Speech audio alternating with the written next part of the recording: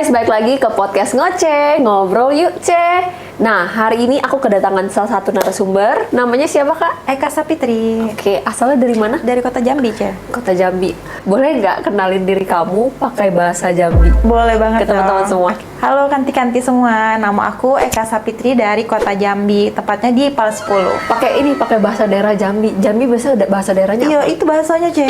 Soalnya kan bahasa aslinya tuh kami tidak tahu, soalnya kan bukan orang asli ya. Mama orang Palembang, bapak dari Jawa, tapi dari kecil tinggal di Jambi. Jadi bahasanya tuh udah ikut bahasa orang situ yang tapi bukan bahasa aslinya gitu, bahasa daerahnya tuh bukan. Kira-kira sebelum kamu proses ke Taiwan ini, kamu kegiatannya apa aja? Sebelumnya kerja sebagai apa karyawan salah satu resto di kota Jambi. Lumayan lama ya aku kerja di situ dari aku lulus sekolah sampai ya di tahun ini sih, terus baru resign 3 bulan belakangan. Udah lama kerja di situ? Iya, dari 2015 sampai sekarang. Wow. Udah mau masuk 11 tahun, Desember ini nanti 11 tahun. Wah, lama sekali. Iya, mana aku langsung resign 3 bulan kemarin.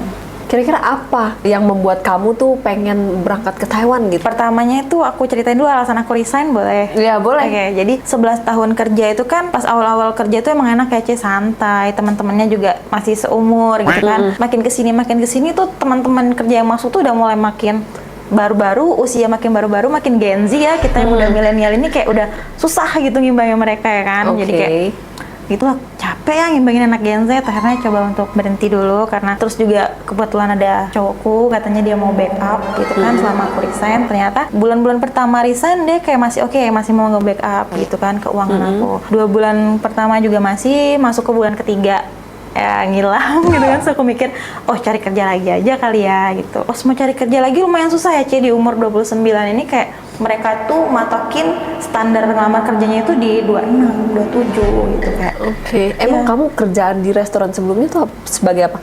Kasir, terus barista juga, kitchen juga gitu, ngerangkap lah, semua harus bisa gitu. Oh, oke. 11 tahun tuh waktu yang cukup lama loh. Iya, lama banget. Aku aja pas baru di PT ini aku mikir kayak kenapa nggak dari dulu ya gitu. Berarti ada sedikit penyesalan ya. Penyesalan banget. Oke, tapi bisa dibilang kamu berarti orangnya yang cukup setia nih ya. Karena satu tempat aja kamu bisa sampai 11 tahun. Benar, setia banget. Setelah di cover sama pacar kamu itu sampai di bulan ketiga, ya terus dia kayak mulai slow respon gitu, ngilang kan. Jadi kayak wah tuh nggak bisa nih kalau kayak gini terus. Sementara kan aku ada cicilan bayar KPR rumah kan. Kalau nggak kerja tuh ntar nggak kebayar gitu. Jadi akhirnya coba cari kerja. Cuman ya itu tadi batas umur segala macem. Terus tiba-tiba kayak kepikiran apa aku coba keluar kota ya gitu. Cuman keluar kota juga di umur segini juga udah aduh susah lah gitu. Masa dengan basic kerjaan kita yang sebelumnya kan mau cari lagi tuh udah mulai susah kan, Ce. Yang kayak tadi aku bilang lah harus batas umur 26, 27 gitu, 29 tuh udah susah lah mau cari kerja kayak gitu. Terus tiba-tiba lewat lah nih TikTok Ko Faisal gitu. LPK Hongyan membuka lowongan kerja dengan usia minimal 21 ya sampai 40. Nah, betul. Itu kan coba deh ke situ ke luar negeri gitu. Terus aku lihat fasilitas di LPK-nya juga kayak makan sehari 3 kali gitu, dan ya itu yang aku nggak dapetin di rumah gitu. Aduh, kenapa? Itu ya kan mama aku tuh di rumah kayak masak cuman pagi doang gitu kan. Terus kalau dia masak pagi tuh dia udah nggak peduli tuh itu makan bakal cukup atau enggak sampai malam untuk orang 6 di rumah gitu. Kamu berapa saudara? 4 saudara. Bapak ibu masih ada? Masih ada. Kedua-duanya sehat? Sehat. Cuman bapak emang akhir-akhir ini lagi batuk-batuk aja sih gitu. Oke.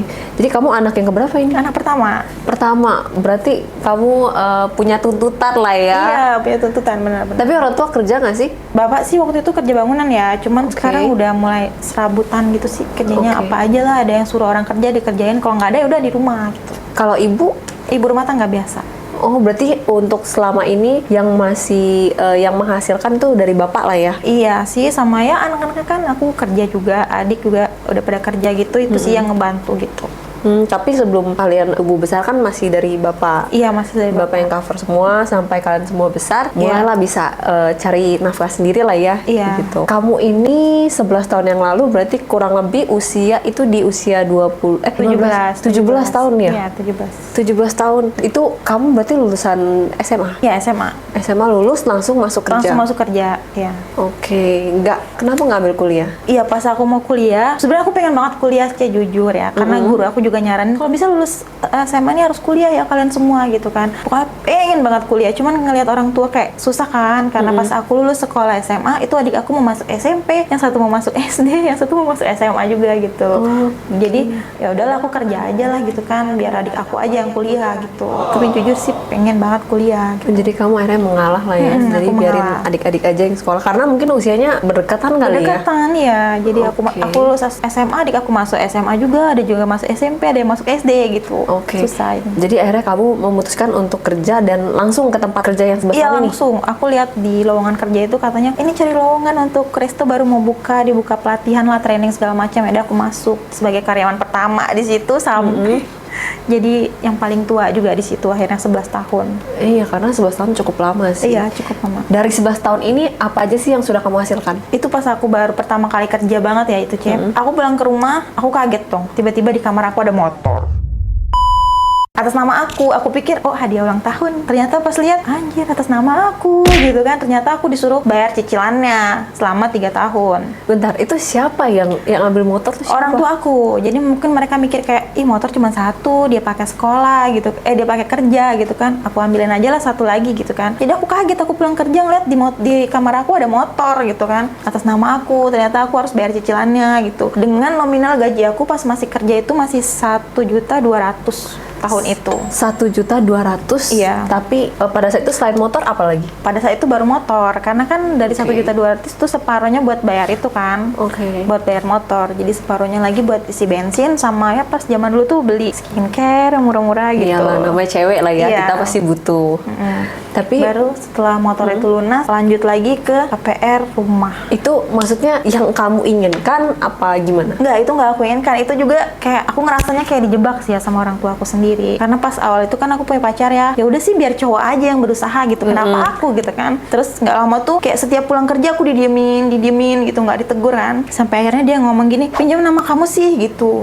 Aku soalnya kan mama mau ambil KPR udah nggak bisa, udah tua katanya gitu kan. Ntar biar mama yang bayar katanya gitu. Terus aku mikir, oh, ya udah pinjam nama aku gitu. Aku uruslah akad kredit segala macem. Udah berhasil. Terus aku mikir juga kayak, ya ampun dia mau bayarin rumah ini dengan nominal yang hampir 1 juta itu kan, masak makanan gimana gitu dengan keuangan yang minim. Jadi aku bilang, udah biar aku aja yang bayar rumah, mama urusin makan kami aja gitu kan. Biar aku fokus kerja bayar rumah, biar mama urusin lah makan kami itu di rumah. Jadi gitu.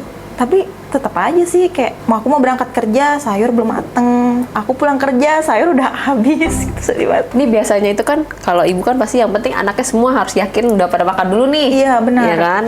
Kalau di rumah tuh enggak, kayak ya udah dia masak, habis itu kalian war deh itu makanan, siapa yang dapat ya udah, kalau nggak dapat ya itu urusan kalian gitu. Oh, oke, berarti kayak mungkin ada capek. dibajetin kali ya. Iya, pokoknya dia masak sehari cuma sekali. Oke, berarti dari 11 tahun itu kamu ada satu motor sama rumah. Nah, ya itu sekarang lagi aku usahain. Berarti KPR udah jalan berapa lama itu? 6 atau 7 tahun ya lupa. 6 atau 7 tahun Iya. dengan cicilan? 815 ribuan gitu. Oh, itu di Jambi ya? Iya di Jambi. Di Jambi. Kayak 20 tahun. Tapi sebelum nyicil rumah ini, kalian tuh punya rumah sendiri juga apa? Punya rumah. Jadi Oke. waktu pertama kali orang tua aku datang ke Jambi itu kan mereka disuruh kayak ngebuka hutan, lahan hutan gitu ya, Iya. Cie. Terus sama orang yang punya tanah itu dikasih tanah. Terus juga ada bedah rumah dari pemerintah itu dibikinin rumah gitu kan. Makanya aku bingung banget kenapa setelah aku KPR rumah ini, maksud aku ya udahlah kalau emang itu mau kalian KPR, oke aku KPR-in, aku bayarin gitu kan. Kalaupun nanti aku nggak jadi sama cowok aku ini, ntar ya bisa aku sendiri yang tempatin. Ternyata setelah rumah ini lunas, setelah aku tempatin sendiri, itu rumah yang udah mereka dapetin gratis dari orang kan, terus dari bedah rumah juga mereka jual. Posisi padahal tuh rumah udah bagus banget ya, Ce, karena kan kamar udah bagus, udah 4, halamannya luas. Malah mereka jual, terus mereka ikut tinggal di KPR yang sempit banget itu, sampai aku ikut main stres ya. Situ. Karena kan kita butuh space sendiri juga Iya, kan bener. ya. Awalnya aku pikir mungkin dia mau, namanya orang tua ya, biasa kan nih nabungin lah buat anaknya nanti Iya. gitu ya kan. Dari 11 tahun ini selain motor, KPR rumah juga, kamu juga hidupin adik-adik kamu. Iya awalnya sih, tapi Awalnya. sekarang mereka udah masing-masing. Udah masing-masing Udah pada karena kerja udah juga bisa kan. kerja ya. Pokoknya target aku tuh pengen hidup untuk diri aku sendiri gitu, Ci, ngerti kan? Lebih fokus untuk diri sendiri Iya lah ya. benar, pengen nyenengin diri sendiri lah gitu. Pokoknya nanti aku kerja di kontrak itu pengennya sih 1 tahun pertama itu aku mau tabung buat nembak PR itu, buat aku lunasin gitu. Aku mau lepasin diri aku dari itu gitu. Oke. Mau kemana-mana susah, kepikiran aduh bayar cicilan ntar gimana gitu kan. Jadi aku pengen lepasin itu gitu. Oke, paham. Nah, tadi kita ada ngobrol terkait apa? rambut ya. Katanya kamu dulu rambutnya panjang. Iya sih, 1 tahun belakangan ini 1 tahun belakangan ini panjang. Tapi sebelum itu ya, dari aku SD aku selalu bondo, selalu potong cowok. Emang kamu senengnya pendek gitu apa gimana? Enggak sih, aku ngerasa kayak apa ya, merasa kuat aja sih dengan rambut aku yang kayak cowok gitu. Aku ngerasa kayak aku bukan perempuan lemah gitu. Oke, berarti bisa dibilang ya sedikit tomboy dulu ya. Iya benar. Terus habis itu kenapa bisa tiba-tiba rambutnya jadi panjang lagi? Iya itu karena cinta, karena falling in love. Karena sama cowok aku yang itu yang 3 bulan ngebantuin aku itu. Oke. Demi dia katakan kamu tuh cantik rambut panjang. Oke, aku panjangin nih kan. Oke. Tapi ya itulah namanya cowok, ada aja ya masih kayak rasa kurang ya. Oke, berarti kamu udah kandas nih sama dia. Udah. Kandas pas sebelum kesini. Ya sebelum kesini lah, pokoknya begitu dia lepas kontak dari aku ya udah aku putusin aja semuanya, aku blokir semuanya. Oke. Kenapa kamu kepikiran ke Taiwan? Kenapa nggak ke negara lain gitu? Ini simple aja sih sebenarnya karena bahasanya. Bahasanya kan aku biasa di rumah nonton Dracin ya, aku kayak Oke. ya jadi kayak lebih mudah kayak belajarnya gitu. Nah, Karena emang kamu juga suka lah ya bahasa Iya, Mandarin. suka. Ada kepikiran nggak ke depan nanti mau cari sipit? aduh, nggak tahu tapi pengennya sih, iya sih pengen jadi lopannya. Pengen jadi lover. Sorry guys. Oke. Nah, pas kamu memutuskan untuk ke Taiwan ini, kira-kira siapa orang pertama yang kamu kasih tahu kabar ini? Ibu aku sih pastinya, karena kan aku mikir gini ya, nanti selama aku pelajaran di LPK ini kan uang rumah itu gimana gitu kan.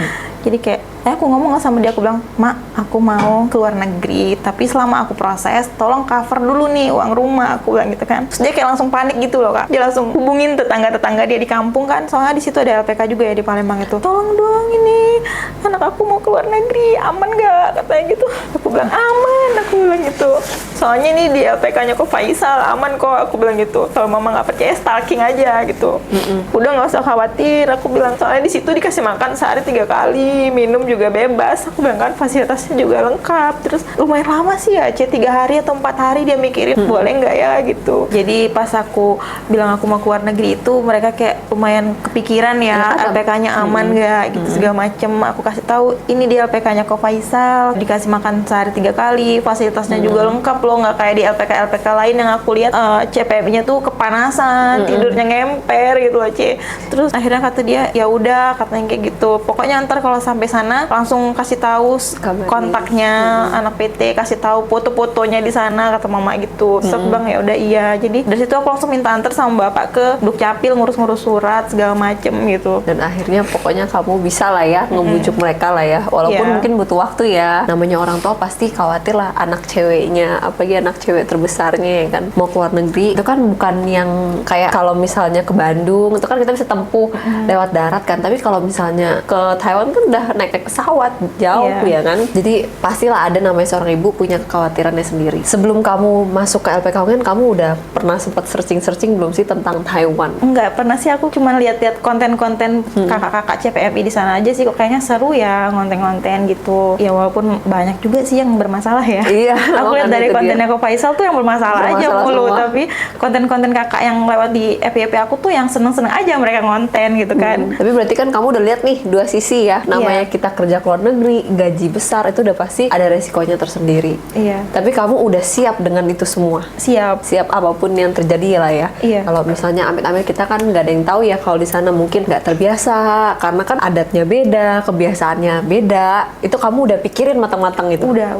Kalau misalnya nanti kamu berangkat ke Taiwan tapi ternyata tidak sesuai sama ekspektasi kamu, kira-kira apa yang bakal kamu lakukan? Ingat aja sih 10 juta. Tetap aja harus dijalanin. Atau nggak boleh lihat video ini lagi kali ya? Iya, buat pasti jadi aku penyemangat kamu nanti ya jadinya ya. Kira-kira ada satu hal lagi nggak yang pengen kamu sampaikan mungkin buat ke orang Ada tua? sih, aku cuma pengen bilang ke mama kalau aku tuh capek loh gitu. Kayak aku tuh pengen juga ngerasain jadi anak perempuan yang bisa untuk diri sendiri lah gitu Kak. Soalnya aku ngeliat adik aku yang cowok ya, pulang kerja nggak ada lauk tuh dia langsung buru-buru masakin gitu. Sementara aku pulang kerja capek ya udah kayak salah sendiri, kenapa nggak beli makan di luar gitu. Kayak patriarki gitu, capek kan Kak? Anak cewek nggak bisa masak salah, sementara anak cowok nggak bisa masak nggak disalahin. Tapi anak cewek kalau nggak kerja juga salah kan gitu. Capek gitu dengan keluarga patriarki itu. Susah sih ya kalau mau diinin ya, karena setiap daerah itu pasti punya adat-adatnya tersendiri ya. Semangat terus deh pokoknya sampai di Taiwan. Ingat tujuan kamu awal berangkat tuh apa, ya kan? Aku doain semoga dapat majikannya baik. Amin. Dan betah-betah di Interview sana. ya. Kira-kira mau berapa kontrak nih? Kayaknya sih 3 kontrak sih. 3 kontrak Iya. nih. Ini full kali mau diborong gitu, full Iya. kontrak kayaknya ya. Oke, ya udah sampai sini aja. Thank you banget ya Kak Eka Oke. waktunya. Thank you juga untuk sharingnya. Nah, ini aku ada sedikit jajanan. Ini dari CV Faisal So untuk Kak Eka. Wih, thank Nah, you. buat cemil-cemil. Shishie. Thank you ya. Sama. Sampai sini dulu aja guys. Thank you banget buat kalian yang udah nontonin podcast Cece dari tadi sampai sekarang ya. Thank you banget. Kalau ada kesalahan kata, Cece minta maaf. See you in the next podcast guys. Bye bye.